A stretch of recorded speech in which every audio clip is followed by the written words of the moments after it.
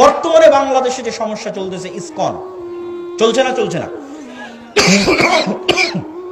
এখান থেকে আমার এবং আপনার শিক্ষা আছে।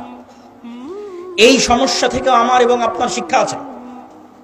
এই সমস্যা থেকে আমার এবং আপনার শিক্ষা কি?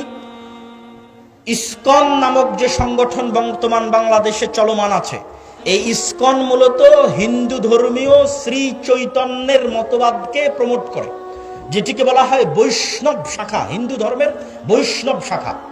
আর শ্রী চৈতন্যকে কেউ বলে যে তিনি নিজে শ্রীকৃষ্ণ, আর কেউ বলে যে শ্রী চৈতন্য মূলত শ্রীকৃষ্ণের ভক্ত ছিলেন।